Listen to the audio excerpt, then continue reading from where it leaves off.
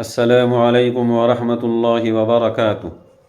حضرت ابو موسیٰ اشعری رضی اللہ تعالی عنہ روایت کرتے ہیں، رسول اللہ صلی اللہ علیہ وسلم نے ارشاد فرمایا، 15ویں شعبان کی رات اللہ تبارک و تعالی بندوں کی طرف متوجہ ہوتے ہیں اور سب کی بخشش فرماتے ہیں سوائے 2 لوگوں کے، نمبر 1 مشرک، نمبر 2 کسی سے کینہ اور دشمنی رکھنے والا۔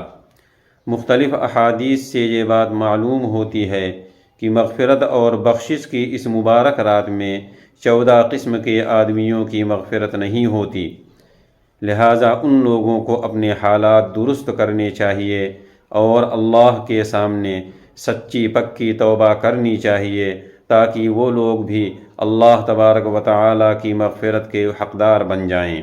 نمبر 1 مشرک، یعنی اللہ کی ذات اور اس کی صفات میں کسی کو شریک کرنے والا۔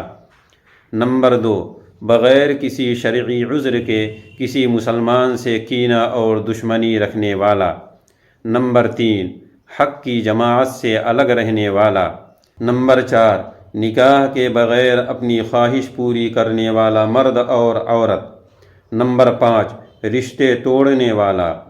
نمبر 6 ٹخنوں سے نیچے اپنا کپڑا لٹکانے والا مرد۔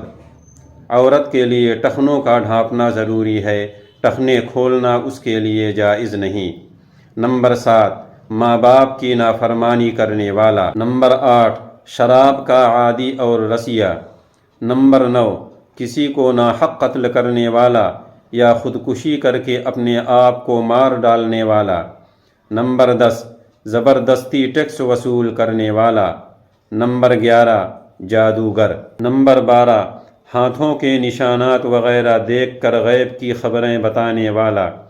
نمبر 13 ستاروں کو دیکھ کر یا فال کے ذریعے خبر دینے والا۔ نمبر 14 طبلہ اور باجا بجانے والا۔ اللہ تبارک و تعالی ہم سب کو اس رات کی قدردانی کی توفیق عطا فرمائے اور ہم سب کی بخشش فرمائے۔